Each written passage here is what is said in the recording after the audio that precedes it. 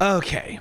Arcane ends in about 24 hours or so. So I think it's probably about time that I do some predictions and a little bit of analysis on Act 2. Last time I did this, the video ended up being like 3 hours long. That's too long. That's too long of a video.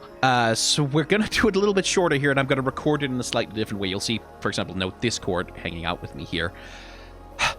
So I don't watch the teasers. I don't check the posters. I don't stay on social media. I don't keep up with whatever Riot is hinting, whatever they're trailering, like all of that stuff. So if there's stuff in the teasers, trailers that contradicts what I'm saying here, well, it's because I haven't seen it. But let's try and go over each of the characters in Arcane, or at least each group of characters, what's going on with them, talk a little bit about how I feel about where they're going, because it's not all positive, and then try and predict what the hell happens from here. Spoiler alert, it's going to be time travel. Like, I'm on that horse, and I'm never getting back off of it. So, Vi. For one of the problems that I've seen people mention a lot with Arcane is the pacing.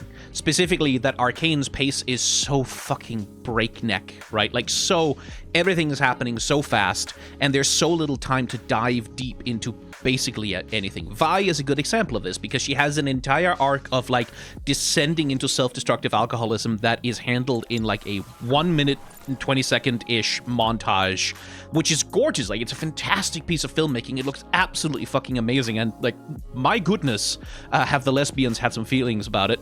But also, like, this is Vi's entire character essentially falling apart, right? Like, she has spent the first entire season and the first act of season 2 being Vi, being, like, the older sister who's desperately trying to protect the family. Like, she's desperately trying to live up to the legacy that Vander left her, specifically, right? Like, this is even part of the reason why she works with Caitlyn in the first place. Remember, Vander worked with Grayson in the name of, like, yeah, this is bad and it's shitty and it's horrible, but you have to sacrifice your own sort of ideals and your own comfort for the sake of preserving the community, for the sake of protecting the city. That's why Vander works with Grayson. That's part of the reason, along with, God, truly so much guilt, that Vi works with Caitlyn, right? It's because she's taking after his example, and then it doesn't work, and it turns out that Powder isn't actually gone, and she actually still has a sister. So she can't kill Jinx, because Jinx is Powder, and there is no way to separate the two characters, and Caitlyn beats her and leaves her crying at the bottom of a hole. And, you know, it's like, where the hell does Vi go from there? She has nowhere and nobody. Well, she goes to start punishing herself because she failed. Like, Vi, so much of Vi is guilt. So much of her motivation is guilt. So much of what she's about is guilt. Just guilt, guilt, guilt, guilt, guilt from top to bottom the whole way through. Vi is all about guilt and so much about self-punishment, the poor girl. Like, she's spiraling, and she's doing this. Like, she went to the fighting arena to find some people who could kick the shit out of her, to punish her for her failures, right? Like, she's spiraling in that shit, in kind of, in a way, similar to how Jinx spirals, right? Like, Jinx also has this massive, like, I poison everything I touch, I am the reason why everything goes wrong, I don't deserve to be happy, I don't deserve to have, like, a family around me, but she also desperately wants it. Like, they share something in common, the two sisters. And it's so compressed. It is squashed into such a tiny space. We don't get to dive into it. We don't get to see Vi go through it. Like, we get the implication of a relationship between her and Loris, like a friendship, a fairly close one, where Loris is, like, taking care of her. He's not helping her, he's enabling her, right? She spirals in part because of what he enables her to do, but he's also the one who's, like, dragging her home from the bar, making sure that she goes to bed. He's the one who's, like, looking after her, making sure that she doesn't get into too much trouble when she starts, like, when she punches that guy at the club where she's dancing, right? But then he's just kind of gone, and he doesn't return. We haven't heard from him. Like, where is he? Could we have, like, more than one voice line from him? Because, like, Loris, his character design is Vander. Like, very specifically seems to be designed to evoke certain parts of Vander, like, especially with his facial hair and stuff, like a sort of replacement father figure. I don't know, what's his relationship to Vi? There isn't time. Like, the show compresses all of that shit into that little musical montage, and then fucking we just have to move on. And that's one of the big flaws of Arcane, is, like, it is a show that often has to trade depth for breadth, right? Like, it has to trade going really deep and diving deep into a character's psychology over time so we can really watch them change and watch them go through stuff, for here's a montage showing all the stuff that happens, just kind of accept it and go, right? Just accept that this happened and then we move on to the next thing and like don't think about it too hard. And it's a problem. It's also a problem for Caitlyn. We'll talk about that later. But yeah, it's all very psychologically true of Vi. Like, I completely buy that this is what Vi would do after experiencing something as miserable and such a deep failure as she did in trying to work with the Enforcers to destroy Jinx, hopefully save the two cities, and maybe have some kind of a home afterwards waiting for her with Caitlyn, even if, you know, it's not exactly ideal the way that she would want it to be. And then all of that gets taken away from her. Yeah, of course she spirals. Like, of course she falls apart. She doesn't have a family to take care of anymore, right? Like, she was trying to make Caitlyn kind of the family that she was taking care of, and then partly out of guilt, because Vi feels guilty for everything, including the death of Caitlyn's mother. That's another reason why she agreed to help Caitlyn do what she did with the gas and everything, right? So, but what I really do like, and something I kind of called too, Jinx is the one who pulls her out of it. Yes, I'm so happy about that. I'm very happy that it's not Caitlyn. I'm very happy that it's not fucking anyone from Topside. It's Jinx. It's the sisters. It is Jinx being to Vi as Vi used to be for Powder, right? Like, it's Jinx trying to take care of Vi, trying to help Vi find her stability the same way that Vi used to do for Powder. It's so good.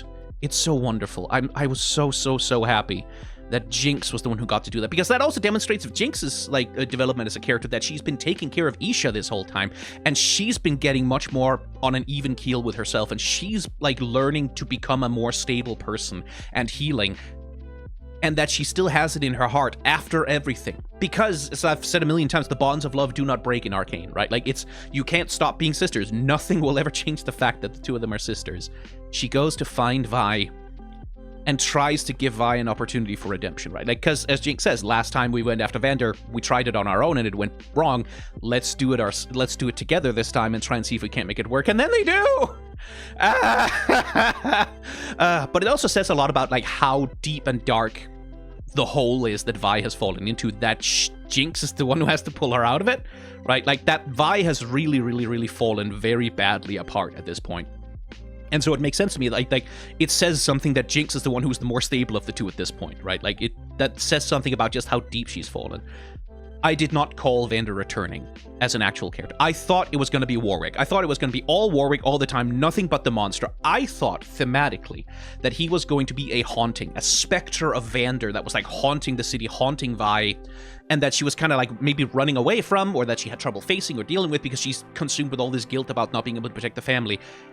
And that was Vander's role, was just to be a ghost, a specter for Vi and maybe Jinx to deal with, to have to kill. And the fact that he gets to come back, that Vander's still in there, and we get to see some of his back. I cried with the hug. With the hug? I cried! I didn't see it coming at all. I thought, because it's Arcane and everything's always fucking miserable and everyone's unhappy, and the fact that they get to... that Jinx and Powder get their father back, even if only for a second. And he's hugging them, and Isha's there is, oh my fucking god, Arcane. And of course, the only reason they do it is so they can take it away from us again. For Tish, when I find you! Oh my god, I'm going to Paris. I'm going to Paris with a bucket of paint, and you best hope you have, like, good window cleaners on your offices, you bastards! I'm painting all of the Jinx monkeys. Good grief. Yeah, like, and that whole scene, like, the whole scene going through, like, this window into the past, getting some more insight about Vander and Silco's relationship, I'd have to go through and check. It's a little bit weird that Silco apparently knows, like, Silco would have known who Powder and Vi were intimately. And sort of season 1 seems to kind of be premised on the idea that Powder and Silco don't really have a previous connection. So the fact that they do is like, yeah, it feels a little like a retcon. I'm not sure if it is. I'd have to go back and watch, but yeah. But talking about Vi, right? In the commune, after the confrontation they have in the tunnels, right? Let's start there, actually. The confrontation they have in the tunnels where Vi and Jinx get into a fight, because of course they do, in a very childish way. Both of them, like, kind of reverting a little bit to children there. It's a very childish fight. Isha gets involved, bites Vi, and it's like, it's not because Vi tried to punch her, tried to hit her, it was a reflex, right? Like, she gets bitten and then lashes out with an arm and smacks Isha in the face. It's the kind of thing that happens when children fight, right? Like, or children even roughhouse or play. Like, it happened with me and my siblings when I was a kid, that like someone would go a little bit too far or do something that someone wasn't expecting, an arm flies, someone gets smacked in the face, there's blood, there's tears, and like get a stern talking to from your parents.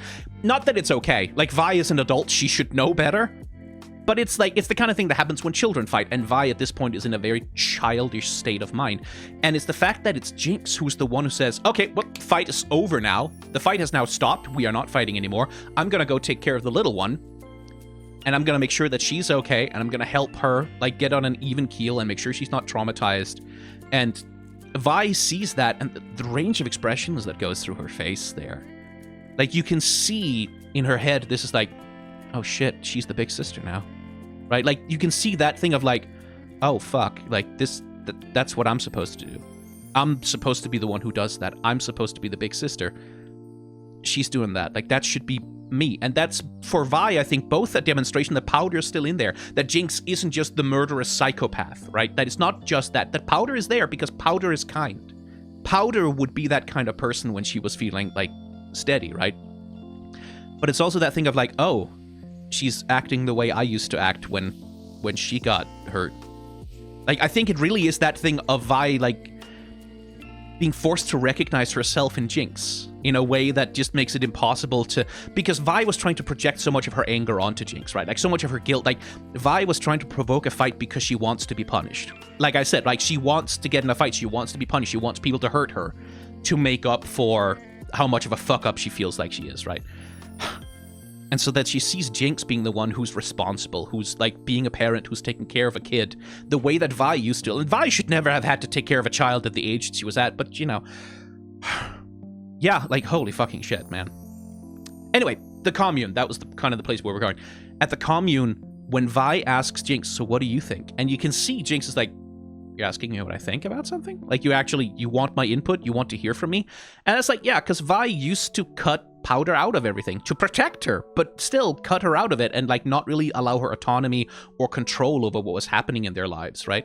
And so for Vi to say, yeah, I'm not going to make the decision here. Like, this is not for me to make a decision about. I'm not the parent anymore, right? I'm not the big sister. We are now adults who are equals together. And Vi gives her that. You can see how much that actually kind of means to the both of them. And how much it means for their relationship. And of course, they only do it to take it away from us because then they kill Isha. Fortiche when I find you. It's very funny that Caitlyn folds, like, literally at the first cupcake. I do like that it's Cupcake that clearly, like, hits Caitlyn like a brick in the face, right? Because that's something Vi has not called her for all of Act 2. She called her Cupcake in Season 1 only, back when their relationship was different. Season 2, not a single time. So Cupcake is this, like, this blast from the past, like this little signal from Vi that she's still carrying a torch. She still thinks of Caitlyn as her Cupcake, right? That there's still... And for Caitlyn, I think, we'll talk about her arc in a minute, but for Caitlyn, I think that represents like an olive branch that says, hey, I still like you, right? Like, these feelings are still there within me, even though you did that to me. Even in spite of everything that's happened, I still carry those feelings. And I think that's part of what makes Caitlyn go, oh, fuck, there's still a chance. And, you know, I think it's part of what makes her turn, but we'll talk about Caitlyn in a second. Now, what's going to happen to Vi in Act 3? Fucked if I know, because time travel, right? I don't know. It depends on how much of Act 2 is going to have happened, right? How much of Act 2 is still going to have happened at the end of Act 3? I don't know, and what happens with Vi kind of depends on that. We know from the trailers that Vi is going to have much longer hair, but it's still going to be emo black, and she's still going to be dressing like in her new like black suit and stuff. So presumably the Depression era will still have happened. So Caitlyn will still have abandoned her, probably. But then her hair has not completely turned back yet, which as a character design indicates to me that Vi is still going to be working through some shit in Act 3, maybe. Like, she's still gonna have to have a big moment where she kind of redeems herself for the failures and, like kind of learns to let go of her guilt, I think. But again, time travel. I don't know what's gonna happen. Who knows? Like, the world could be a completely different place by the end of Act 3, for all we know. So, I don't know. Let's move on to Caitlyn.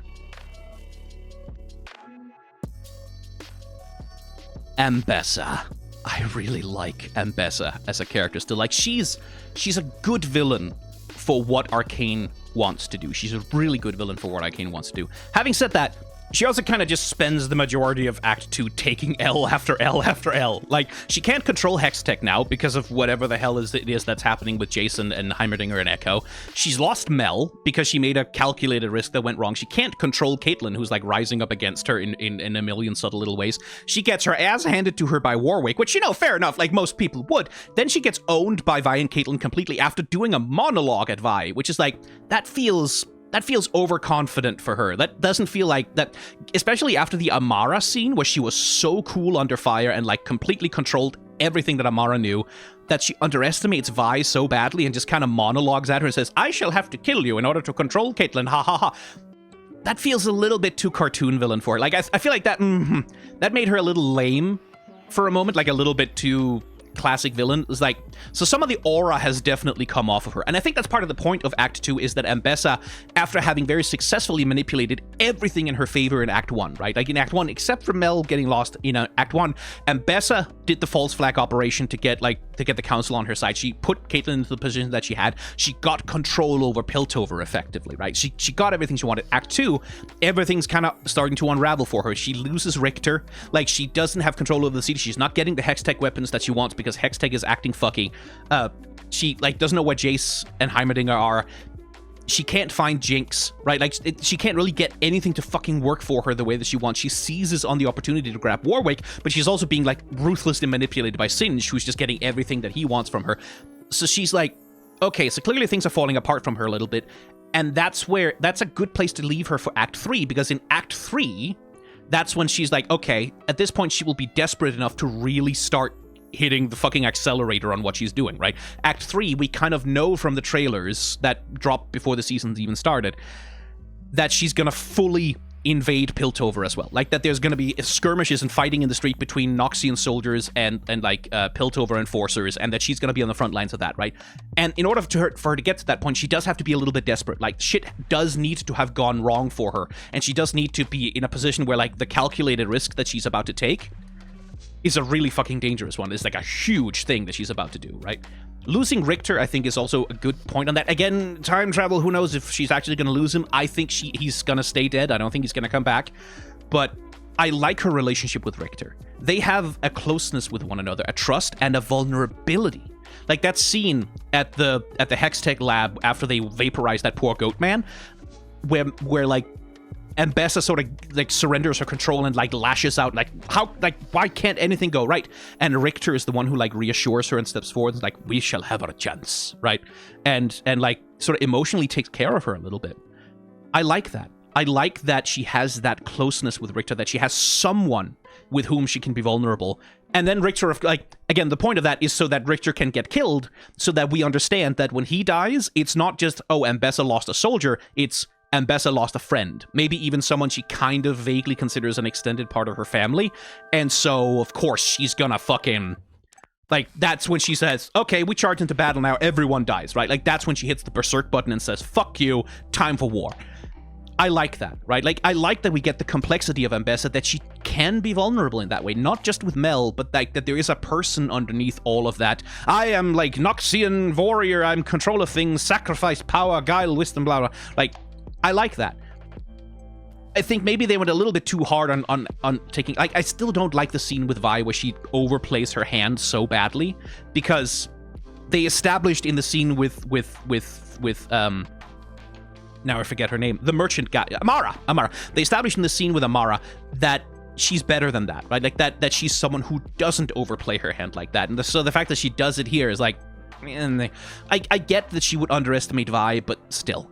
Anyway, in Act 3, like I said, she's gonna be one of the main villains. Maybe not the main villain, but she's gonna be one of the main villains. And I think, again, the conclusion of the season is kind of that she has to die. We've talked about that with the intro, the way that Mel ends up taking her mother's place exactly.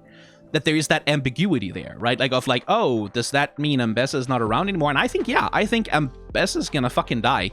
And I think she's gonna die trying to save Mel. Like, in terms of if there was some talk from the writers that one of the major themes of season 2 is redemption, right? And so for Ambessa, that act of redemption will be to sacrifice, as she says to Caitlyn, like, sacrifice is the most powerful principle, to sacrifice everything to try and save her daughter, Mel. And that adds to the ambiguity of, like, clearly, well, we'll talk about Mel in a second, but, like, the ambiguity of, like, is Mel gonna take up the mantle of being the matriarch of the Medarda clan in her mother's name and image? Or is she gonna take it up for an entirely different cause? Who knows? It would be an interesting little twist if Mel ends up joining the Black Rose, for example. We'll talk about that later. But I think Ambessa's gonna die, and I think she's gonna die trying to save Mel. Not necessarily die being a hero about it. Like, I think she's gonna be a villain about it, but she is gonna try and save Mel. Like, that's gonna be the reason why she does whatever it is that ends up getting her killed.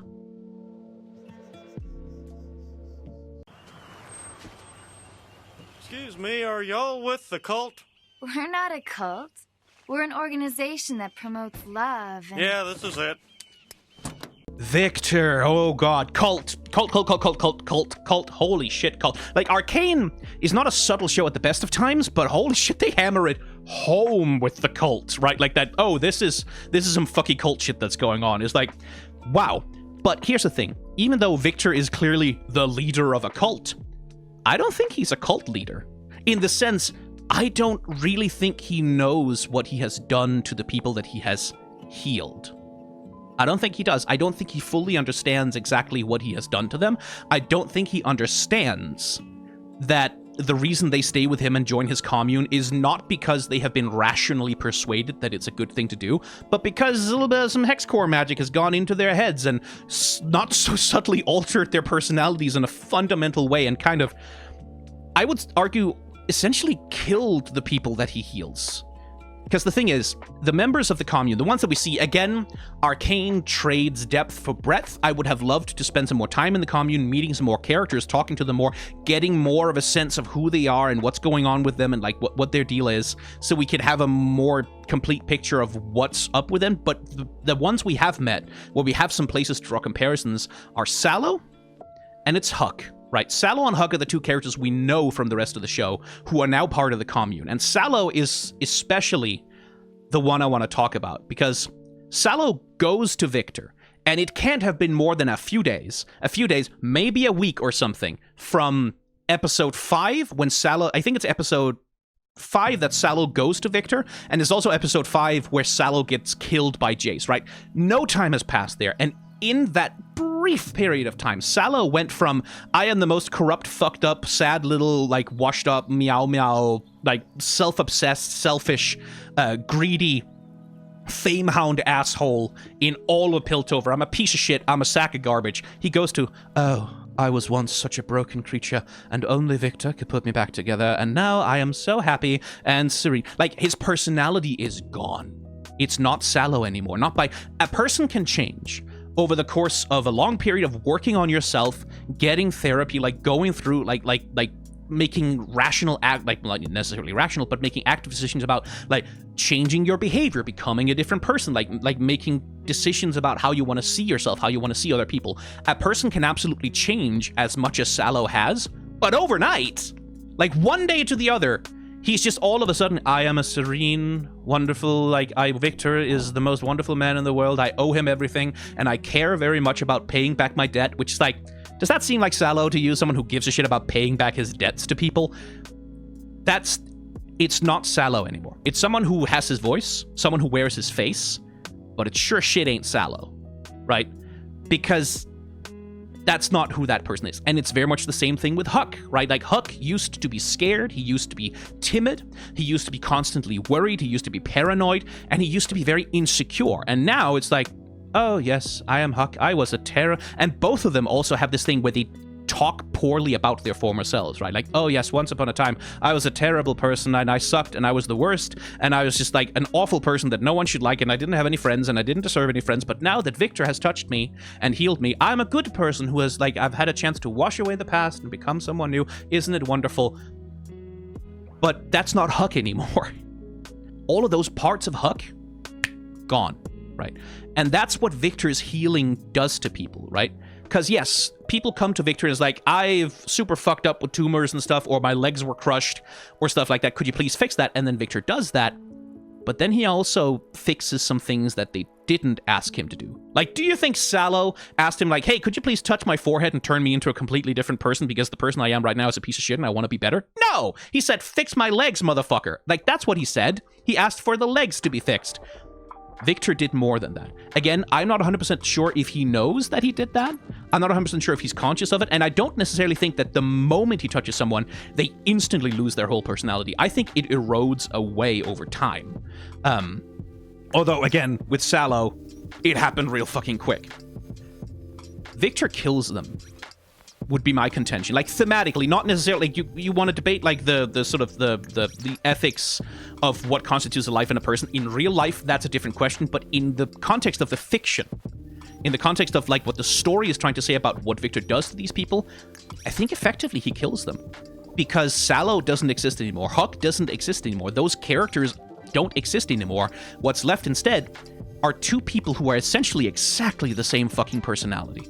Exactly the same person. They have no strong emotions about anything. They're sort of constantly happy and serene no matter what the circumstances are. They are subservient to Viktor and Viktor above all. Like, everything for him, right? They have thrown away their entire rest of their lives to just be a servant to Viktor and be in the commune. And they have no sense of self-preservation. This one really genuinely freaked me the fuck out. Jayce is like, I can't let you leave. Which is like, that's not a subtle threat of violence. Someone like Sallow would understand that when a fucked up dude with a hammer is like, I can't let you leave, that's a threat of violence. That's like, stay here or I'm gonna hurt you. And Sallow's like, I'm sorry you feel that way, and just walks, and with a smile on his face, without even so much as trying to dodge, or even trying to run, trying to dodge Jayce or run away from him, he just lets himself get killed. Splat. No sense of self-preservation. Same thing with Huck, right? An army of Noxians is rolling up on the fucking commune, and he just stands there like, yeah, I mean, I guess this is happening now. Fucking Rictus walks up to him, this mountain of a man with a spear, and Huck is just standing there like a slight look of concern on his face, a little bit, but he stays there, right? He doesn't even fucking run for cover behind the gate or try to close the gate or something. He just stands there as like, no weapons. They lose their sense of self-preservation completely, almost as though they don't give a shit if they live or die. But, like, the survival instinct is fundamental to human beings. Every human being has a survival instinct. All of us. That's, like, it's fundamental to animals, for that matter. So the fact that no one in the commune has one at all, like, that little kid, that child, Jayce, this fucking fucked up, rough-looking motherfucker with a laser hammer shows up, points that thing directly at a child's face, like, charging up a laser beam that would blast that child into atoms. And the kid just sits there, smiles at him, like, I am so innocent and pure, and I'm smiling at you with my little doe eyes. Hello, hi, how you doing? Reach out a hand. No sense of self-preservation, no fear. Which, like, that's not how a human being acts. That's not how a person acts. Like, I don't care. That's not even, like, even cult brainwashing can't do that to someone. If you show up to a cult compound and you start firing a rifle around, people will still run away. They won't just sit there and be like, oh my, he seems to have some serious mental problems. Oh, well. Like, they have no sense of self-preservation. And the moment Viktor dies, gone. They're just gone. They just stop functioning. Almost like they weren't people, but drones. Almost like they are drones that have lost contact with the main uplink server. That's basically what happens, right? The moment Viktor isn't there, and I think it's not just Viktor. I think Jayce doesn't kill Viktor, or, well, he does, but that's not what he's trying to do. I think what Jayce is trying to do when he blasts Viktor is kill the Hex Core. He's fulfilling his promise to Viktor to destroy the Hex Core, which is embedded in Viktor's chest. And I think that's what he's doing. And it's when the Hex Core is gone, That's when all of these people shut down and stopped working, because that was the uplink. That was the thing. That was the thing that was pulling the strings on these puppets. That was the thing that was transmitting the programming to these robots. That's my read on it anyway. Like, I'm not 100% sure on this. Like, I'm like 90% sure on this, that like these were not those people anymore. And I think in part, the reason why they got to keep the surface level of their personalities, like their voices and their memories, kind of, was not just to fool other people who enter the commune and be like, oh, cool, all these people seem like they're better now. Cool, I'll let Viktor touch my forehead and make me into a robot. I don't think it was just that. I think it's also to fool Viktor. Like, I think if they had just been turned completely into the hex drones, like the fucking void husks that Jayce sees in his, like, chaos visions, of course Viktor would have been like, oh shit, that's bad, actually. Oh no, I'm killing these people. That's terrible. So instead of doing that, the hex core is like, here, touch them. Look, the thing is working now. All of the problems have been solved on that ugly, stupid thing that you care about, apparently. So, like, keep touching them, keep spreading me, keep absorbing more people into me, keep, like, spread the hex corruption. Well, sorry, my flatmate came in with some lunch for me, and I completely forgot what I was talking about. Where were we? Right. I think the hex core wants to self-replicate and spread. I think it wants to endlessly replicate itself, because I think the hex core is order, right? Like, this is the thing that Viktor sort of alludes to, is that Jayce arises from this, like, paradox of total, like, perfect chaos, right? And so if they are sort of antipodes in this particular relationship, if Jayce is complete chaos, then Viktor is complete order, right? And in many ways, that's good, right? Like, order is predictable, order is stable. It's nice to have some order in our lives, right? But order is also homogeneous.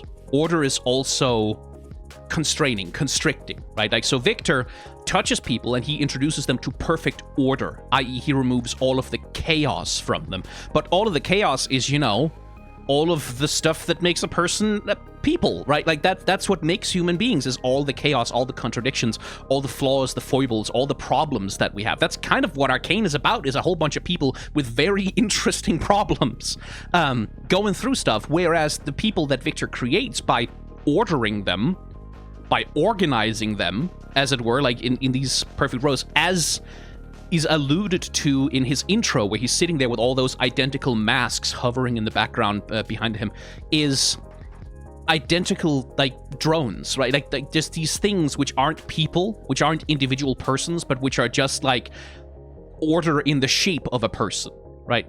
An endless row of fake identical human faces covering up something which is ultimately completely hollow, just like Jayce sees them. Again, I don't think Viktor does that on purpose. I don't think he understands it. I think what's going on with Viktor, as he himself says in his ending monologue, is that he's ignorant, right? Like, he says it even to Singe, right? Like, the paradox of knowledge is that the more you know, the more conscious you become of how much you don't know, how ignorant you are. Viktor is missing literally the entire half of the picture, right? Because he only has his vision of the arcane, his ordered vision of the arcane. Jayce has seen the chaotic part.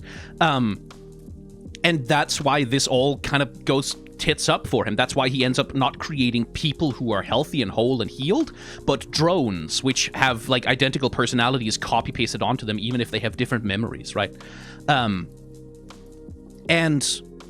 I think that's why things end up the way that they do, right? Like, he's convinced that he's doing good. He's convinced that he's healing people, because why wouldn't he? Like, why wouldn't he be convinced of that?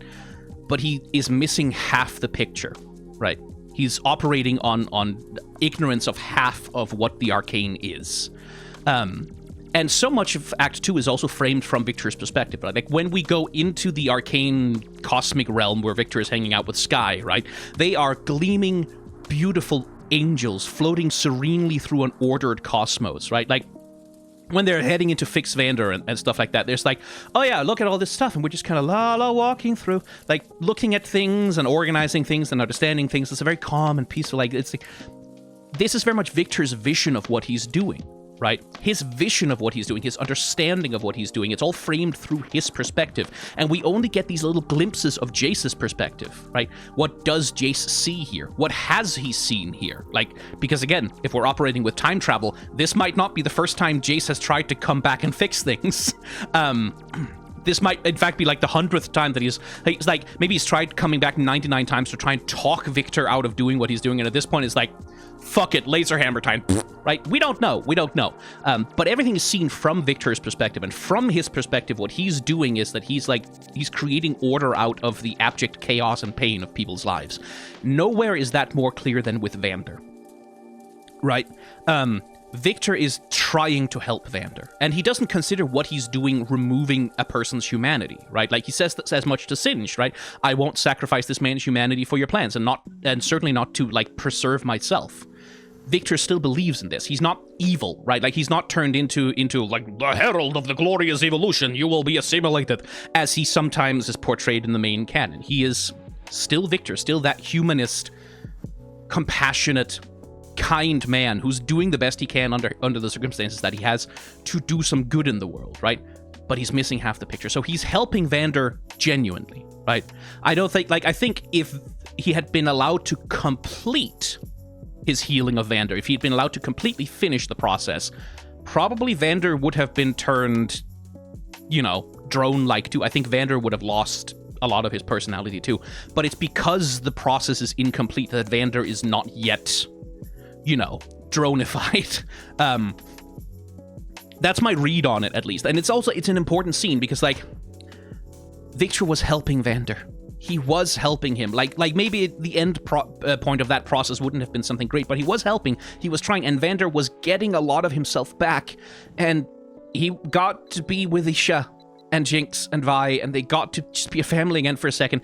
And I think it's important that Viktor comes so close to actually healing this family, right? Like he comes so close to actually being able to help, because if it was just, oh yeah, Viktor and his weird culty, like homogenized robot drones, who cares, right?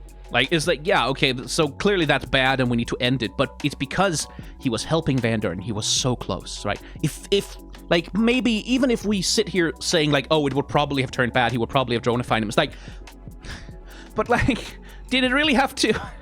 Did it have to end? Like, so you have that emotional understanding of the temptation to give in to this, right? Like, that this is not just evil, mad science guy firing up the lightning machine and doing evil, mad science. This could be something beautiful, right? You feel the loss there. You want it to work. It puts you on Viktor's side because you want what he's doing to work so badly. You want it to be successful. Because, oh my god, if this could be successful, if this could work, wouldn't that be wonderful? Yes, it would. It would be wonderful if it could just work and have no negative consequences. God!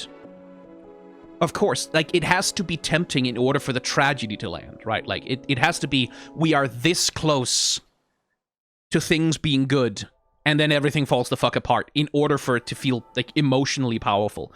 And it's... he was so close, right? And it implies to me, like, if Viktor just had the other half of the equation too, right? Like, if whatever information he was missing, if he could just learn that from someone, if he could just find some way, maybe he could find a way to heal Vander completely, restore the man completely from the beast. But one thing about Vander, we'll talk about that later, but keep the thing about Vander, man and beast at the same time in mind, because we'll come back to it. At the end of it, Viktor has his monologue, right? Like this monologue about humanity, that, like, people are both things at the same time, right? Like, people aren't one thing or the other. Our greatest good inspires our greatest evil, right? Like empathy, love, kindness. We've seen that throughout the season. All of these good things, these good emotions, like Vi's drive to take care of people is also what drives her to help Caitlyn gas on, which is not so good. Caitlyn's deep and sincere love for her mother is also what drives her to, like, take up the fucking role of dictator. Jinx loving Silco genuinely as a daughter, right? Caring for him is the reason why she blows up the Piltover Council when he dies. Like, it's our greatest qualities, the most wonderful parts of us are also things that can drive us to do horrible things. Ambessa is another example of this. She genuinely loves her family. She genuinely feels deep love for her family, but that doesn't stop her from being toxic, right? In the same way that Silco loves Powder. He loved, well, not Powder, he loved Jinx. Sincerely, honestly, as a daughter, he would give up everything for her. But that didn't prevent him from being a toxic father to her, right? Like, he didn't raise her to be a well-balanced, sort of stable person. He raised her to be violent. And, you know, like, he raised her to be Jinx, for better and for worse, right? Viktor is missing half of it, right? Viktor has the picture of order in the Arcane. He has all of that, but he's missing the other half, which is chaos, right? Chaos, unpredictability, randomness, and Jayce seems to embody that very much so. And it's that thing, separately, each of them are probably ignorant. I'm not about to sit here and be, oh, Jayce was completely right to do everything that he did, he was not wrong about anything. No, I have a different opinion about that, but they are both missing half the picture. I really, truly believe this. They're both missing half of the picture, but if they could just join together, if they could just achieve a greater whole together, maybe there's a chance, right, that things could work out in the end. Basically, what I'm saying is that they should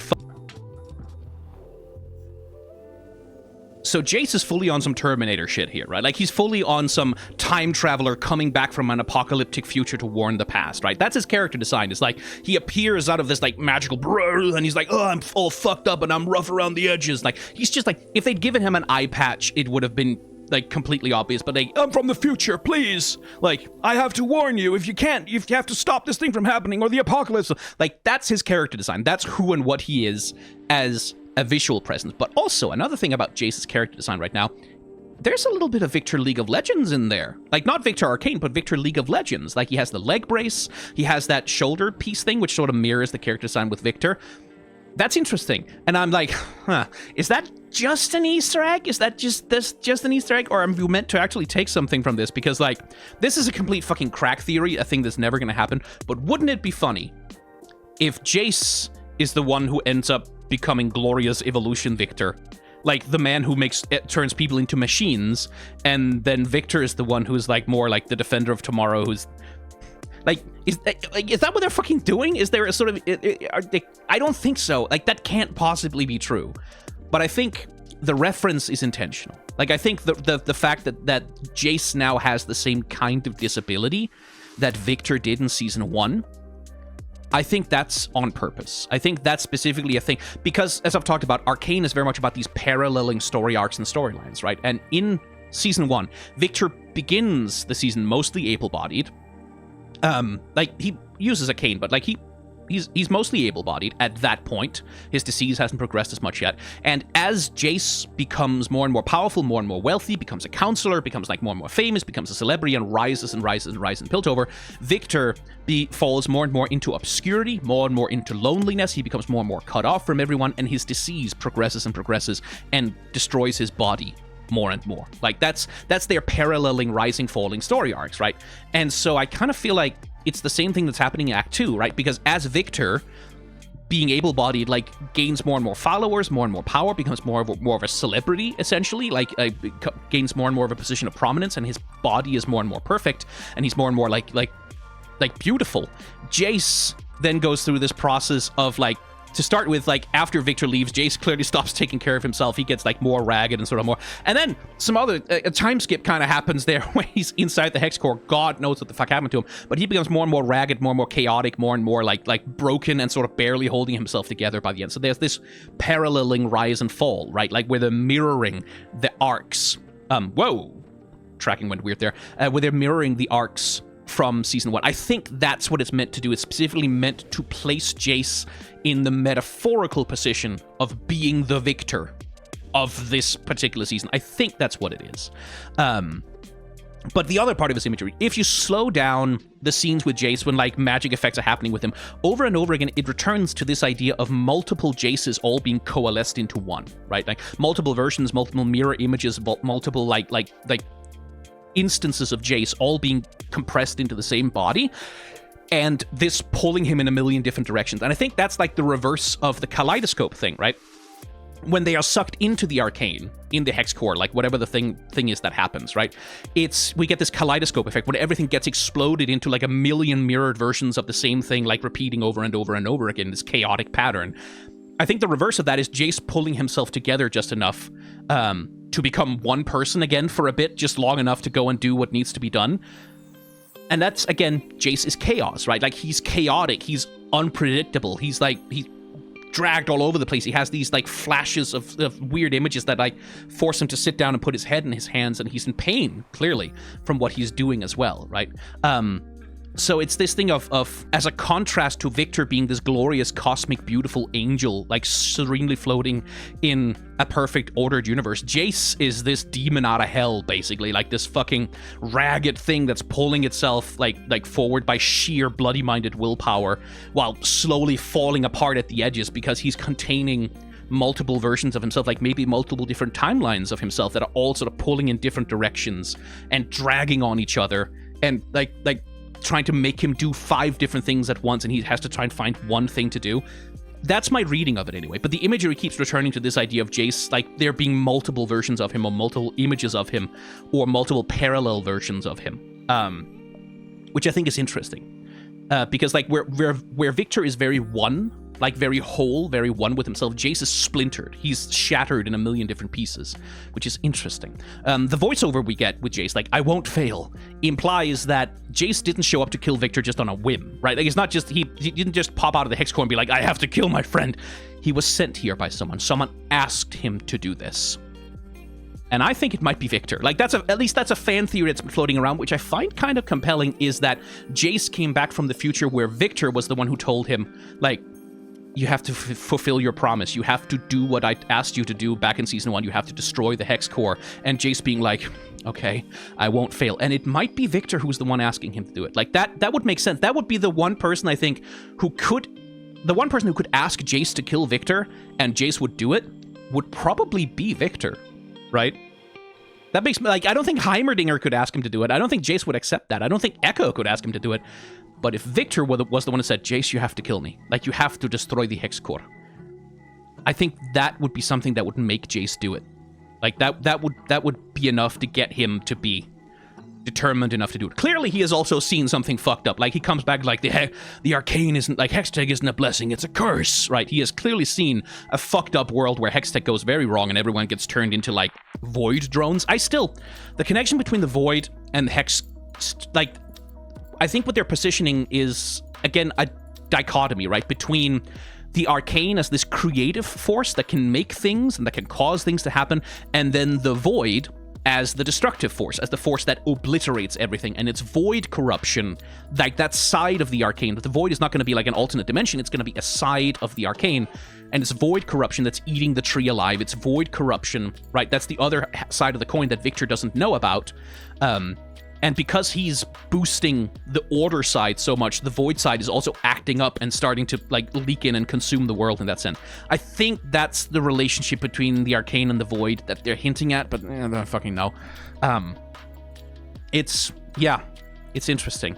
The other thing, right, like it could be, I'm willing to accept the idea that maybe it's Ekko and Heimerdinger being like, in order to cause the time stream to reset into a timeline where the world doesn't get destroyed by the Arcane, I'm sorry, Viktor has to die. And then they try 5,000 times to do literally anything else because Jayce won't kill Viktor. He won't do it. No matter what, he won't do it until Jayce eventually, out of exhaustion, has to accept, okay, fine. Like, there's no other way. I have to do it. Fine.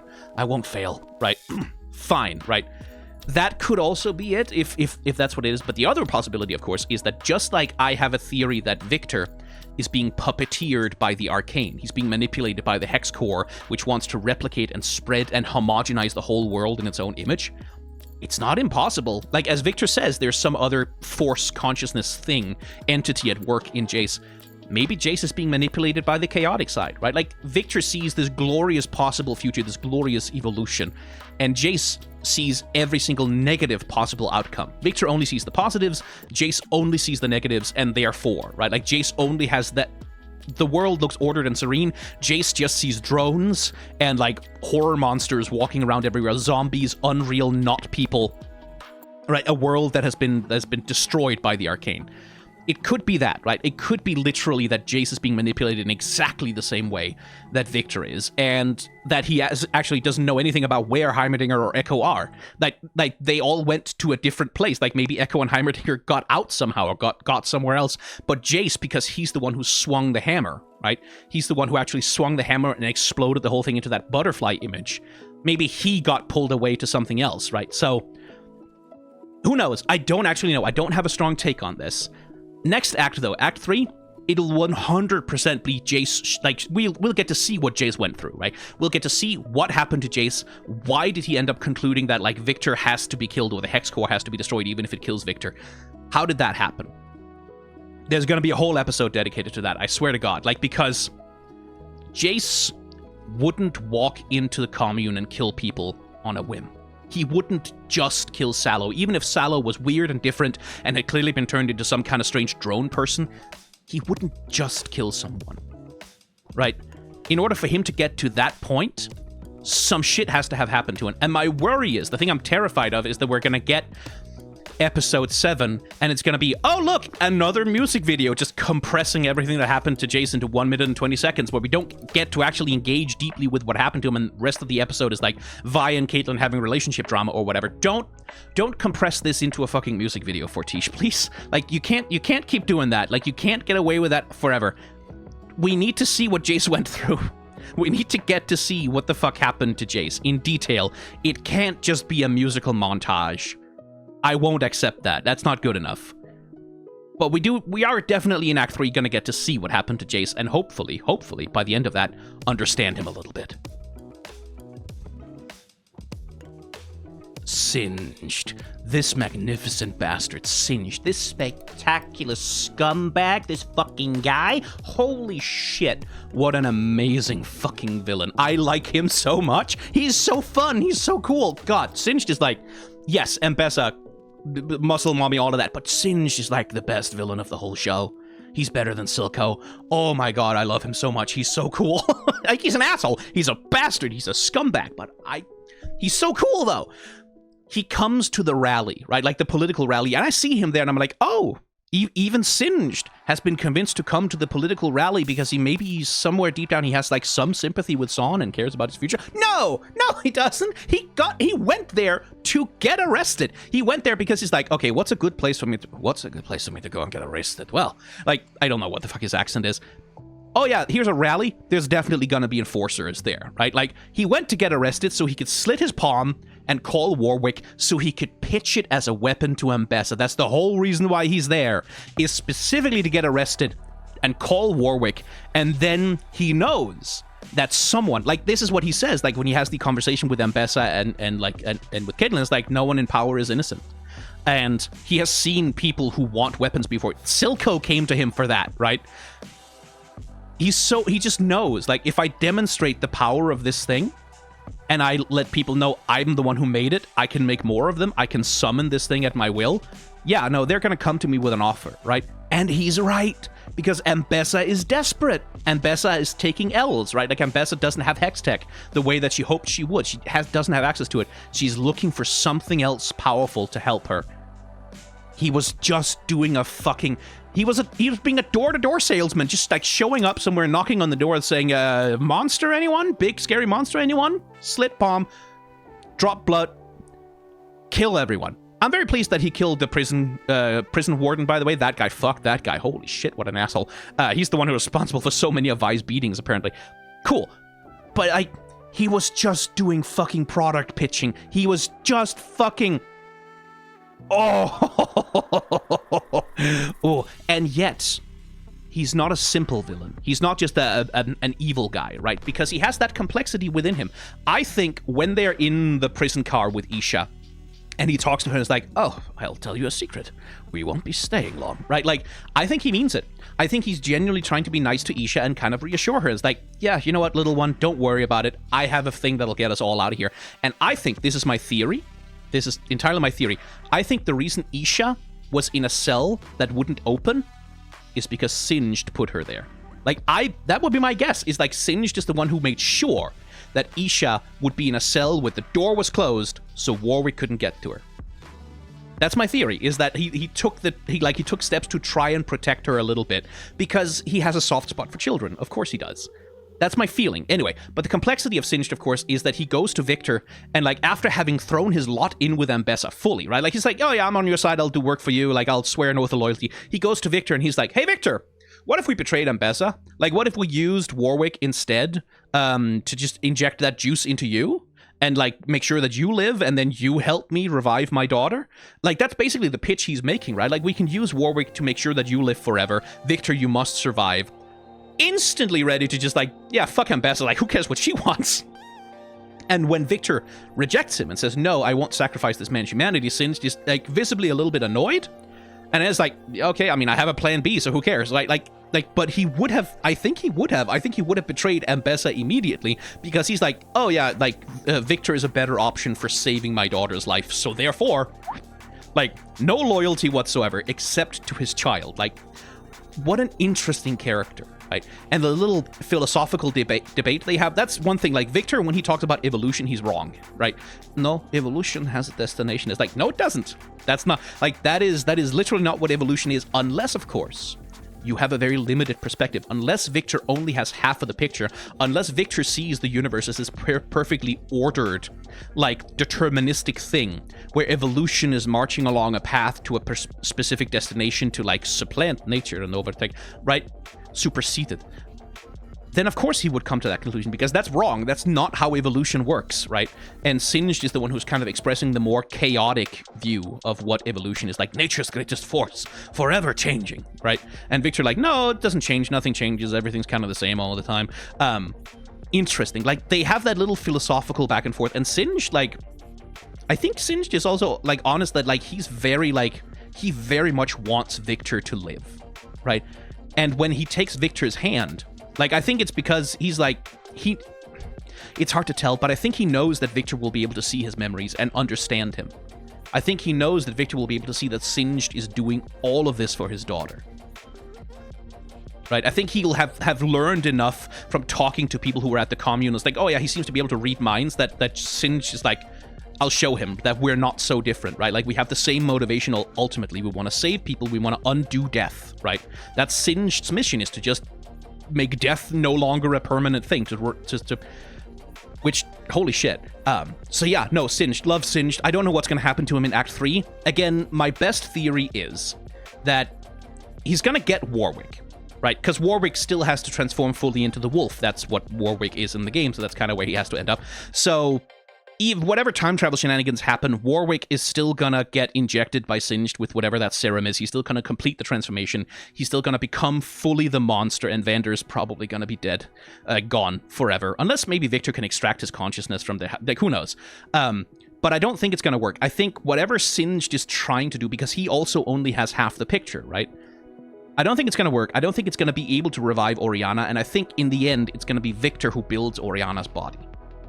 That's my theory, is like, it's Viktor, maybe with his hex powers, maybe just with technology, he's going to be the one who builds a body that Oriana can live in.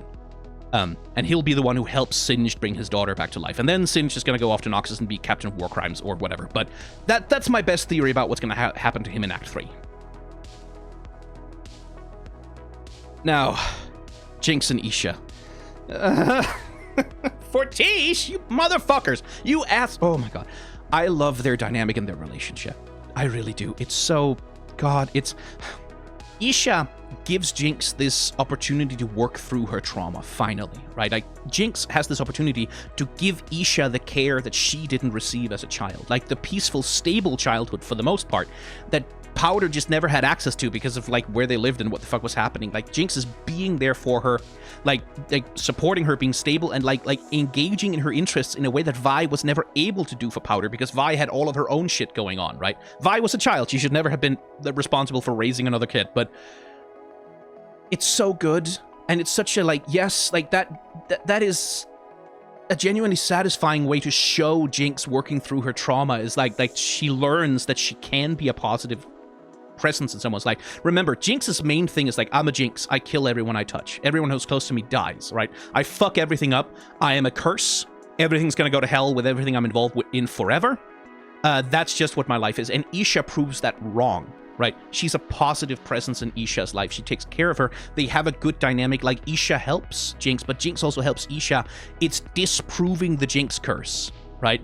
And in disproving the Jinx curse, Powder comes back more and more and more, right? Not as a competing personality with Jinx, not as an alternative personality to Jinx, not as a thing which the Jinx personality has to step out in front and protect, but as a cohesive part, like both of them integrated into like one harmonious whole, where she gets to be both Powder and Jinx at the same time, and it's healthy, right?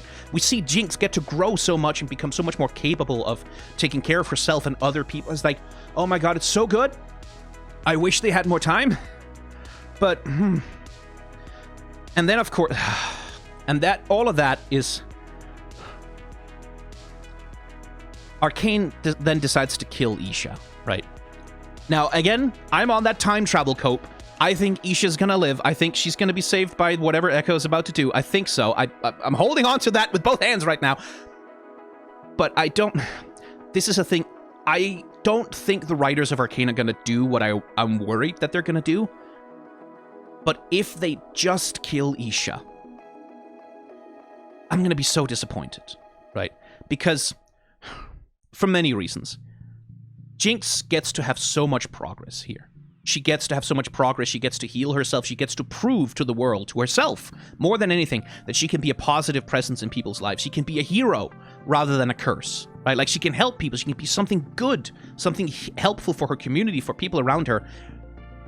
And if they then fucking go and kill Isha, just to give Jinx like a dark night of the soul, just to be like, haha, Jinx is still a curse, she's always gonna curse everyone and she's never gonna heal, like, just for the fucking emotional shock value and just to reset Jinx, because like, we know that Jinx has to become Jinx by the end of it, right? Like Jinx, League of Legends, in-game League of Legends character, crazy explosions, like, that's who she has to become at the end of it, right? Because Arcane is now the main canon, which is, again, I'm still so fucking annoyed that they did that. So if this is, they gave Jinx that chance at happiness just so they can take it away in order to justify how she goes so insane that she becomes League of Legends Jinx, that would piss me off really badly. I think that's deeply disrespectful of Isha as a character, but also of everything that Arcane so far had been doing.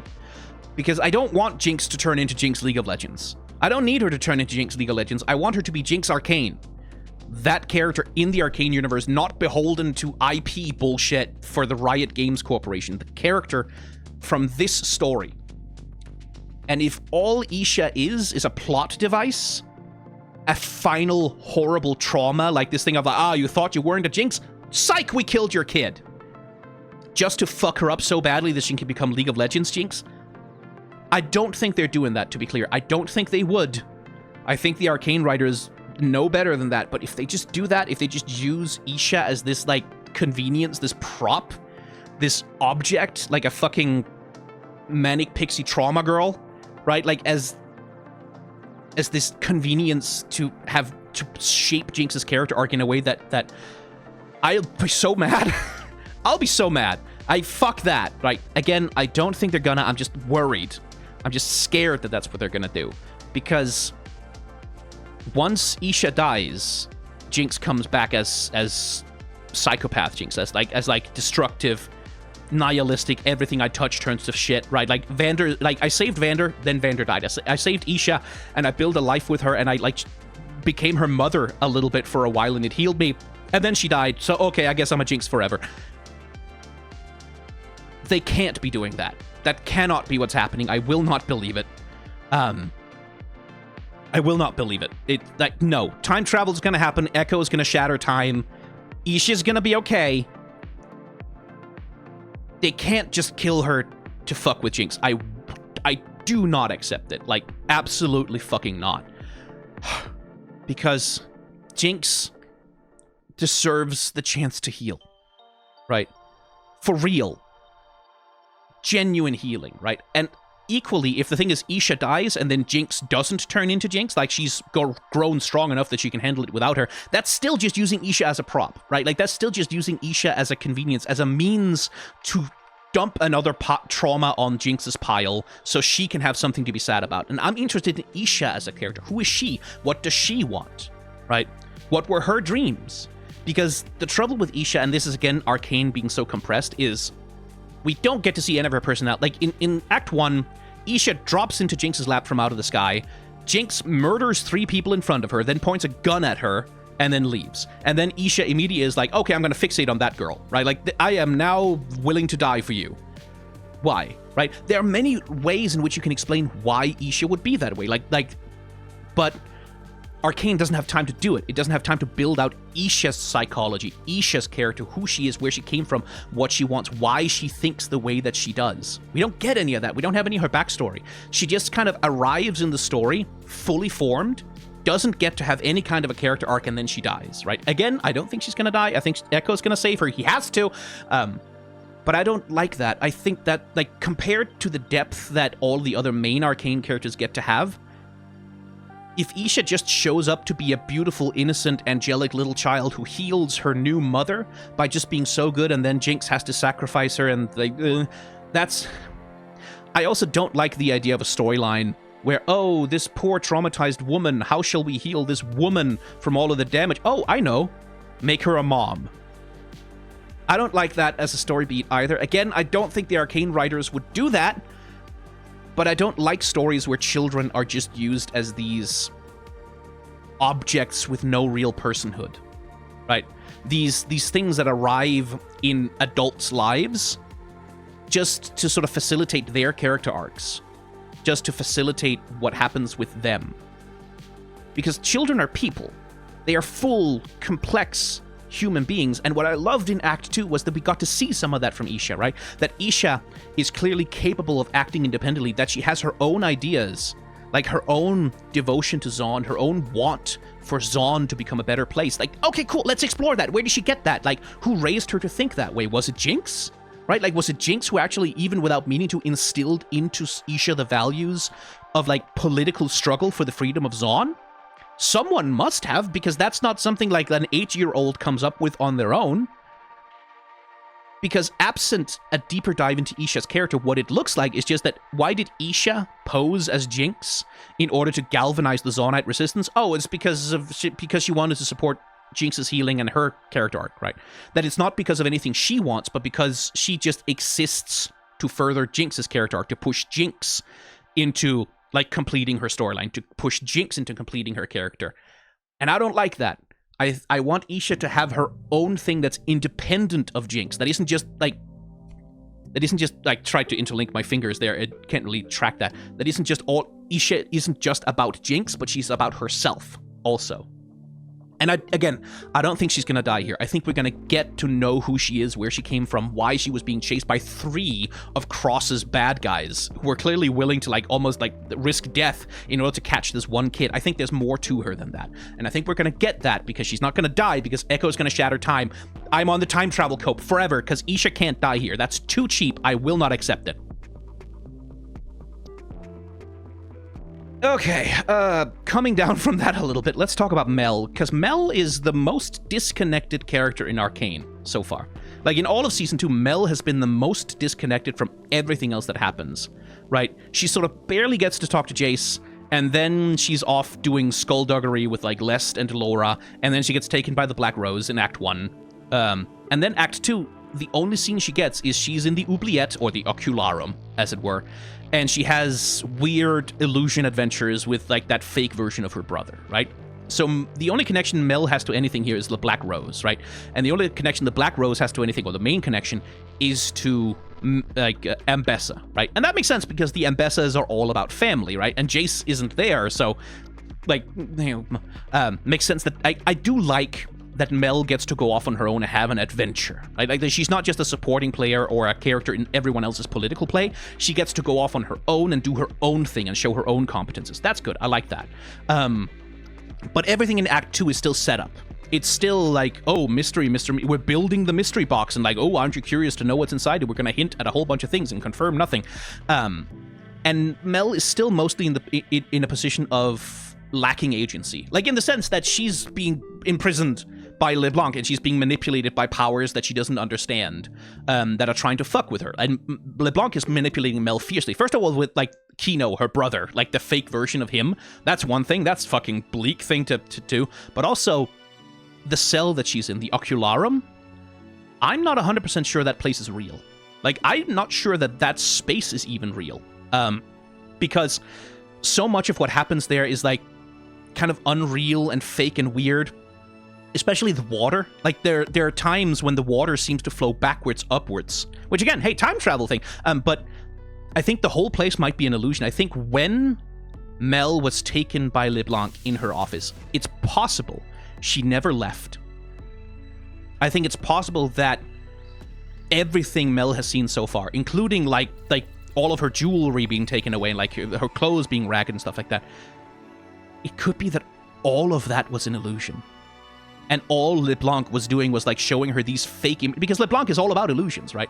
Showing her these fake images to really fuck with her and force her to unleash her magic power. Like, I think that was the whole objective that LeBlanc has, was to force Mel to show her powers and also feed her a little bit of information. We get that from Kino, right? Like, hey, our mother, she went somewhere and had an affair and had a child, and an illegitimate child. Like, isn't it weird that she never told you that? Like, sowing these seeds of distrust with Ambessa, right? Like, implying that there's stuff that Ambessa hasn't told Mel that, like, would change her opinion about it. Like, it's this manipulation thing, right? Where it feels like LeBlanc this is recruitment, right? Like Kino says, this is a test, right? Like, they slap her in that ocularum as a test, and Mel has this subconscious reaction, almost like this unthinking reaction. It's like, I can solve this. Like, she begins to see the pattern in the puzzle in a way that I think is like maybe a little bit magical, right? Like something that connects to whatever her backstory stuff is. They're testing her, but they're also trying to show her like there are secrets out there that, wow, aren't these secrets interesting? Don't you want to know what the secret of all of this secret stuff is? We could give you those secrets. We could tell you what they are. We could give you that knowledge, that information. I think it's seduction. Like, I think it is the Black Rose trying to manipulate Mel into joining them. I think that's the whole game here. And then LeBlanc calls Mel's sister. Which, like, oh, okay, we know for a fact that LeBlanc is not Ambessa's fucking daughter, right? Like, no, she's not. That's not what LeBlanc is. LeBlanc is a, like, 1,000-year-old sorceress who used to work for Mordekaiser. That's not how that works. Like, if Arcane is part of the main canon, sorry, that one's a no-go with me. So that, to me, again, is manipulation. I think LeBlanc is maybe gonna pose like a long-lost Medarda or someone like family, some kind of thing. She's gonna use family to try and manipulate Mel. I think that's the game here, but there's no fucking way in hell that LeBlanc is like a lost and like Medarda child or something like that. No way in hell. But I think it is like that thing of like, join me and we shall rule the galaxy as father, and so like it's the Darth Vader thing, that she's trying there. And I think it's gonna work. That's my crackpot theory for Act 3 with Mel. I think it's gonna work. I think Mel is going to join the Black Rose.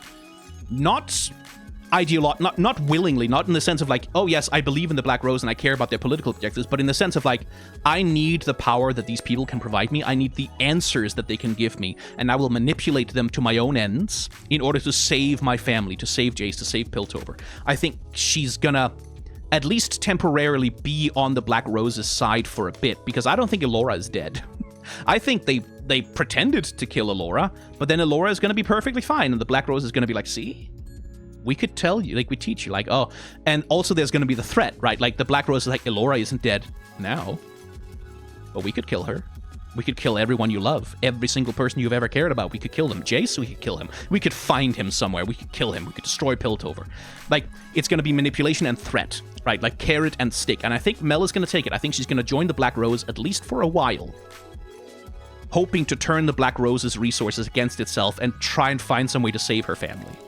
I think so. I'm curious, because, like, I have this... It would fuck me up real bad if Mel is going to be the next LeBlanc or something. Right? Like, that Mel is essentially the LeBlanc visual rework. But I don't think so. Because Mel's powers, that's the other thing, Mel's fucking powers, they seem celestial to me. They seem like she has the fucking Solari imagery on her clothes when she's a child. She clearly is able to create some sort of force field or shield around herself, which is golden, and that's some fucking Locket of the Iron Solari shit. So I think there's going to be some Targon nonsense happening here. Is Mel going to turn out to be an aspect? That would be very funny. I don't think so, but like if fucking Ambessa fucked an aspect, right? And had a child of an aspect, I mean, it kind of would make sense, I guess, but like, holy shit. Her powers are another mystery that they're teasing, but they're not actually confirming anything. My theory is it's something Targonian, it's something celestial, it's something related to the Solari, it's something related to that kind of power, because clearly her power has something to do with shields. But I guess we'll find out next act. I really don't know where that's going. Okay. Let's talk about fucking time travel. Heimerdinger and Ekko are conspicuously absent from Act 2. Like, not just, oh, we don't get to see much of them, but not a peep, not a hint, not hide nor hair of them. And so that to me says the show is deliberately withholding them, right? Like, the show is specifically on purpose keeping them away to make us go, where are they? What are they doing? What's happening? So they can set up for the big Act 3 reveal, which is going to be time travel. And, like, yeah, I know I'm on some cope with it. I know I've had a conspiracy theory about this since before the season even came out. But it's also like, time travel was always going to be inevitable, because that is Ekko's power. That is his whole thing, is doing time travel. So the question has never been, will there be time travel or not? The question has always been, how much? And how much is it gonna change? In the main canon lore, Ekko's Z drive, which is his little time pod that he has with him and pulls the handle on, at most can rewind him like 5 minutes or so, I think. Like, it's a very, very limited range it can go. And that's sort of part of how he can't just fix everything automatically by going back in time. He can't be a Deus Ex Machina for everything. But in universe and Arcane right now, he's not working with his tiny little dinky-ass Z-Drive. He's working with Heimerdinger and has access to God knows how much magical power in whatever space he's in. There's some shots from the original trailers for the show where he and Heimerdinger are clearly working on some shit in like a big laboratory. So I think they're going to have access to a little bit more time travel power than he normally would with his Z-Drive, right? So what is the limit on what he can do? It can't be Deus Ex Machina completely, right? Like, we can't just have, oh, Act 3, Ekko is gonna press the reset button and undo all of the bad things, right? It can't just be that Ekko goes back and, oops, now Silco isn't dead because Jinx never killed him, and she never fired the rocket, and like Vander isn't dead either, and he didn't get turned into Warwick, and everything's solved, and everyone's happy, and nothing bad ever happened, tra-la-la. It can't be that, right? Like, we can't do that because that would invalidate the entire fucking story. That would, like, what would the point of anything if they do that? So that's not an option, right? It's that's a good premise for a fix-it fic. Like, if you're on AO3 and you want to write a fix-it fic, like, Ekko's time travel powers, let's go and fix everything and make everyone happy. Please do. It's a good idea for a fan fiction, but it can't happen in Arcane, right? So how much time travel is there going to be? How much can they actually change? There's going to be some hard limits on it. I think part of the narrative of them is, like, they're going to try a million things. Like, I think it's going to be a thing of, like, Ekko goes back over and over and over again and tries to change the one thing that will make everything turn out okay, right? Like, I think that's what it is, because we got the letter, right? We got the letter from Vander to Silco, and Jinx is like, if Silco had read this letter, that would have changed everything. So maybe Ekko goes back and tries to make sure that Silco reads the letter, and maybe we get to sort of see the whole thing play out. Like, okay, Vander and Silco are working together. Oops, they still start a revolution against Piltover. Oops, it still leads to war. Oops, like, Hextech gets deployed as a weapon. Oops, everything goes all to fuck. Okay, clearly that doesn't work, right? And then they try something else, and then they try something else, and they try to change a thing, see how it plays out with the butterfly effect, and like, oh shit, that just turns out shit, that turns out shit, that turns out shit. What's the right thing to do? What can we do to prevent the horrible future from coming to pass, right? Because there's gonna be something, right? There's gonna be some future apocalypse somewhere that they're trying to prevent by doing something. And my best guess, the way they're gonna manage it is that Ekko can only change one thing. Right? It's going to be a thing of like we have exactly enough power for you to go back into, you can go to any point in time, but you only have enough time to do like one thing. Right? You only have enough time to change one thing happening before you get dragged back to the laboratory, right?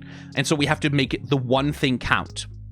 That's my theory on how they're going to limit it, so that it can't just be time travel solves everything, but like time travel gives it a chance of maybe solving one thing possibly. And one thing I could think, for example, is Isha dies, Vander dies, and Jinx becomes fully Jinx, right? Like, she fully becomes the destructive, murderous psychopath again, and she goes, okay, cool, I'm killing everyone now, I'm destroying Piltover. And she gets a hold of so much Hextech power from the compound with Viktor, she gets a hold of so many weapons, so much stuff, that she unleashes an apocalypse that looks suspiciously like the apocalypse that Heimerdinger was flashing back to in season 1 at the council chambers, right? Like, that could be a thing, like Jinx goes so far off the fucking rails that she essentially creates the apocalypse that Heimerdinger sees in his dreams and nightmares that he remembers, right? And then that's the future that they have to prevent. And how do you prevent that future? Well, make sure Isha doesn't die. That's a possibility, right? Like, that the thing they land on is like, okay, how do we avert the worst possible future? keep this one child alive. Right. Cope, I know, I'm still on the cope. Isha can't be dead. I will not accept it. It's too cheap. But that's like my thought about this kind of process that's going to be here. Maybe not exactly that, but something like that. And I think also, like, Ekko is going to have the temptation. He's going to want to go back to stop the things that... he's going to want to go back and stop Silco from killing Enzo. Right? Enzo, that is his name, right? Like the guy who runs the junk shop that Ekko works with at when he's a kid. Like he's want to go back and stop everything bad that happens in season 1, right? Like he's gonna have that temptation of like, if I just stop everything bad in season 1 from happening, everything will be fine. And he's gonna go back and he's gonna do that, but then it's still gonna lead to disaster. And so Ekko's drama here is gonna be like, you have to let that happen. Like, it's not just that, oh, this is the thing that happened and I couldn't do anything to stop it because I was a child. He has to let that happen on purpose. Right, he has to make the heartbreaking decision to let those people die. Clagger, Milo. He has to let Powder get taken by Silco. He has to let Vi get carted off to prison and tortured for 8 years. He has to let that happen because he's stuck in a trolley problem, right? Where, like, he cannot pull the fucking lever on this one because it kills so many other people. That would make for, like, that is the kind of drama that Ekko is already built for. Like, in the main canon, Ekko's drama tends to be something like that. Like, this thing of, like, he could change time to alter this one thing, but he also knows that if he does that, like, worse consequences happen down the line, and he has to make those choices about, like, oh shit, like, sometimes I have to let someone die because I can't save them without making worse things happen. That feels like a very Ekko kind of storyline to take, right? Like, so I think that's going to be part of his drama. Heimerdinger, I don't know. I don't know with Heimerdinger. Heimerdinger's story has very much been about, like, he's this immortal Yordle creature who's lived for 300 years who doesn't value time very much, right? Like, time for him is like, oh, a decade, oh, who cares? We shall do testing for a decade, who cares if 1 million people die in the meantime? La, la, la, la. Like, he's sort of disconnected from the flow of time that mortals experience. I think, thematically, Heimerdinger's thing is going to be about learning to value every second. Right? That every second of every life matters. That it's not just, oh, a decade here, who cares? I think that's what Heimerdinger's thing is about. Like, he's going to learn to appreciate and care for the importance of making every moment count while people are alive. I think that's his narrative arc. How exactly that's going to play out? Off the top of my head, I'm not really sure, but I think that's where his character is going. So, I think also, by the way, in Act 2, I think Ekko has already been interfering. I think Ekko and Heimerdinger have both already been interfering in with what happens because of the gear. The first time we see the gear is in the intro to the episode, right? Is this flash forward that happens, like, at the start of it, where we see the gear rolling across the floor and spinning around, like, without really landing on its side, right? But I'm going to put both of them up side by side. I'm going to put it up, the first one we see at the intro, and then the next one we see at the end. That's not the same motion. That's not the same movement. The first one is much slower. It's sort of meandering gently across, like, the floor, and it's like rolling around and around and around and around, like, slowly, like, almost unnaturally not falling down yet. The second one, after Jayce has killed Viktor, rolls much more directly and falls down immediately. So those are already two different ways that the same action is playing out, almost as though someone had maybe changed something, almost as though someone had messed with something in between those two instances of that moment to make something happen a little bit differently than it otherwise would have, almost as though someone is already messing with time. Huh? I think so. I think that's what that is, right? And that's also part of the point of the gear, I think, because the gear is like a coin, right? It has heads and tails, it has the corrupted side, it has the uncorrupted side. Every time we've seen it go in Act 3, it always lands corrupted side up, right? Like, bad outcome. Corrupted side up, bad things win. But the thing about a coin is that it's a 50-50. It could land on one side, or it could land on the other. And so my thinking is in Act 3, we're going to get a repeat of that coin rolling across the floor, but it's going to land the other side up this time, because something has changed enough that the outcome has been altered and has been made different. Maybe Viktor doesn't die. Maybe Jayce, maybe they find a way to destroy the Hex Core, purge that from Viktor, but leave Viktor intact. Who knows? Like, I don't know. But that's my theory. Like, that's I think that's the point of that coin, right? Like that coin flip thing, that it could land one way or the other, is that just a little bit of nudge on the probabilities, just a little tiny change in the things that happen, and all of a sudden it lands the other side up, right? You flip that thing. I think that's the significance of it. And I think the fact that those two scenes are different is an indication that someone is already messing with the probabilities here. Then, of course, there's the flash. After Isha fires her gun, like, after she explodes the hex core, or the hex gems, there's a flash from the explosion, and then there's a second flash. A flash of, like, negative light, almost, right? The way everything sort of goes negative. And as the image fades, the explosion and everything else seems to be frozen in time, completely stopped. Huh. Almost as though in that moment, right before Isha dies, right before the bad thing really gets to happen, right before the explosion has time to tear her apart, someone shattered time and maybe saved her. It just kind of looks like that a little bit, I think. Just a time travel. It's going to be time travel. Ekko's going to save Isha. Isha's not dead. Fuck you. No, I will not. I'm not going to let her. Like, if she dies, someone needs to write a fix-it fic, or else I will. No, not going to happen. I'm not. I like Isha too much. A fan theory that's going around also related to time travel is that the mage who saves Jayce in his backstory, right? That's gonna turn out to be like a future version of Viktor who has been sent back in time to give Jayce the hex crystal that causes everything, like, that makes him go into hex tech development and makes everything happen, like a snake eating its own tail, Ouroboros completing the time loop kind of thing. That's a cool theory. I don't think it's impossible. I would find it a little unsatisfying, because it takes away agency from Jayce. I like the idea better, though, that the mage who does all of that fucking arcane magic and saves Jayce and his mother and gives him the hex crystal, rather than it being Viktor, what if it was Jayce? What if it was like a future version of Jayce that has studied the arcane and learned all the magic and has learned both parts of it, right? Like, we talked about how Jayce and Viktor each both only have half of the puzzle pieces. What if this is a version of Jayce who has all of the puzzle pieces, who knows all of the chaotic and all of the ordered, everything Viktor knows and everything Jayce knows, because they have joined in fucked, basically, is what I'm saying. No, I mean, a version of Jayce that knows all of the variables now, who actually has the full picture, and goes back in time and saves himself and gives himself the hex crystal. I would like Jayce to have that agency over his own story, rather than Viktor being the one who does it to him. Because I know the JVic thing is like, oh, that's a wonderful drama. There's a lot of emotional, like lovely stuff to gobble, like juiciness to gobble on there for, like, if you want to do the JVic thing where, like, oh my god, they're soulmates, they're so interconnected and they're entwined with each other, and, like, they're two halves of a whole. Yes, absolutely, I see that. I just like it a little bit better if Jayce has more agency over his own fate, rather than Viktor being the one who gives his fate to him. So, like, if that mage is going to be anyone, I would like it to be Jayce in a different form, like Jayce sort of coming back and doing that, rather than. But what I would like the most is that it's no one, that it's not anything related to that it's just a mage. It's just a fucking guy who knows magic, who saved Jayce one time, who doesn't have a name, who will never have a name, will never know who he is or why he did it or how that works, because the mystery will remain, right? Like, because that's something that can't be known.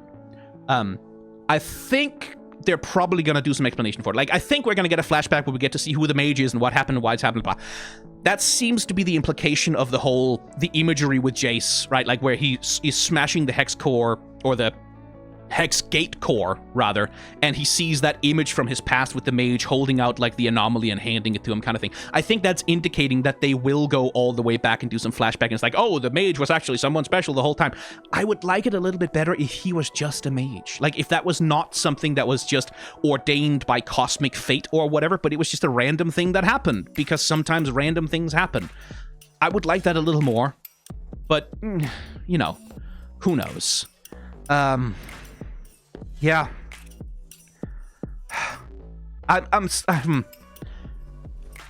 The things they won't change. Caitlyn will still become dictator. I don't think they'll change that. Like, time travel will not undo that. Caitlyn will still become dictator. She'll still abandon Vi in the hole. Vi will still have her alcoholism arc. She'll still have her, like, a self-destructive spiral. Jinx and Isha will still meet. They will still find Vander. They will still almost save him. And I think Vander is the one they can't save. I think Vander is going to have to become Warwick, right? Like, that's going to have to be final.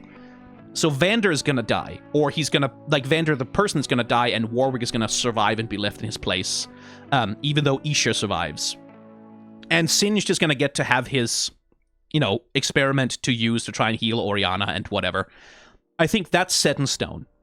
Those things are set in stone. I think Season 1 is not gonna be changed either. Like, I think maybe they'll try to get Silco to read the letter and maybe have those things play out differently, but I don't think it's gonna work.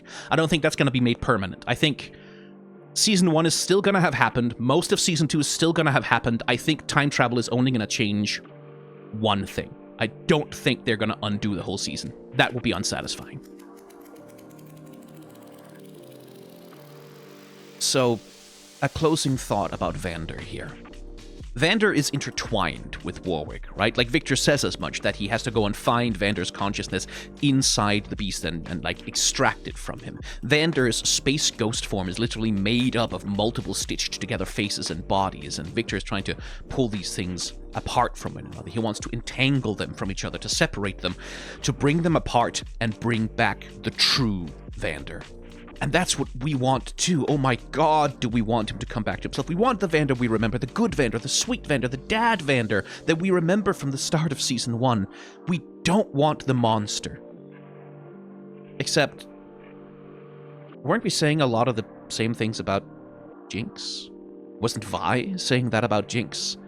And Powder a lot? We want the innocent, sweet, perfect, good, nice person we remember. We don't want this traumatized, brutalized, ugly, monstrous animal. We want Viktor to succeed so badly. Of course we do. We want the family to come back together. But also, maybe a part of the point that Arcane is making is that you can't just disentangle a desirable person, an idealized person, a shining, angelic ideal of a person from the damage that they have. Vander has been through some shit, and it has turned him into something that is objectively scary, but once you start making those decisions, once you start defining what makes this person and which parts are extraneous, where do you stop? Because, yeah, sure, absolutely, take away the monster bits that were put on by Singed. Get rid of those. Obviously, get rid of those. And then we can get rid of the bits that were added when he took that enormous overdose of Shimmer, right? We can get rid of those when he was turned into a monster for the first time. Sure, get rid of that. And then, there's the part where he nearly strangles his best friend Silco to death in the river, his closest friend, someone who's, effectively his brother, something that even he regrets so badly. That's really brutal. That's scary. That's... shouldn't we get rid of that part too? The part that did that? Is that part of him not also kind of monstrous? Do we keep the part of him that was brutally beating enforcers to death on the bridge? Do we keep the part of him that wanted the violent rebellion to begin with? The part that was unhappy living in Zaun? If we have the option, why not make him happy to live in Zaun instead? And I'm not making a slippery slope argument here. I'm asking a Ship of Theseus question. How many undesirable parts, how many flaws, how many traumas, how many foibles and bad habits can you take away from a person before they're not the same person anymore? How much can you fix before your repairs start to become an entirely new construction? My point is, of course we want Vander not to be Warwick. We don't want him to be the monster anymore. Of course we want him back. We want Viktor to succeed. I want it so badly, but if what he did to Huck and Sallow isn't okay, because he took away so much of them that they effectively ceased to exist as the people that they were, how much of Jinx would you take away? Would you kill her so you can have Powder back? I don't have an answer to this question at all. I'm not even sure Arcane has an answer to it, but I think it's a question that the show is asking us to think about. And I gotta say, I don't think I have ever felt the pull of tragedy more keenly, more powerfully than I do with Arcane. My god. It is a show with flaws. It has that constant compression of time, all those fucking montages of complicated stories that need more time to breathe. It's a problem. But also, when Arcane is on, when Arcane is going, when Arcane is asking its questions, nothing else feels like watching Arcane for the first time, I tell you what. And now it's about to be over. Holy shit. Anyway, that's all I've got for you on Act 2. This isn't everything that's in the show, not by a long shot, but I'm not doing a 9-hour-long animation breakdown until after the show is fully out. So if I missed 10,000 super important things in this video that you noticed, hey, leave them in the comments down below. I would actually love to know about them. It'll be helpful for me when I make my videos later on. As ever, if you want to, you can support this channel on Patreon or Ko-fi, but also, if you have extra money lying around right now, please consider donating it to the Palestinian Children's Relief Fund or Doctors Without Borders instead. They need that money a lot more than I do right now, and I'll be fine without it. Subscribe to the reaction channel if you want to see me reacting to the last act of Arcane in real time. There will probably be some fucking screaming with that one, holy shit. And there's going to be a link to join the Discord in a pinned comment down below if you want to join the watch party for the end of Season 2. It's gonna be a hell of a time. As always, thank you very much for your time and your attention. Remember to be kind to each other, stand in solidarity with those who struggle, and may the tides of history wash gently over us all.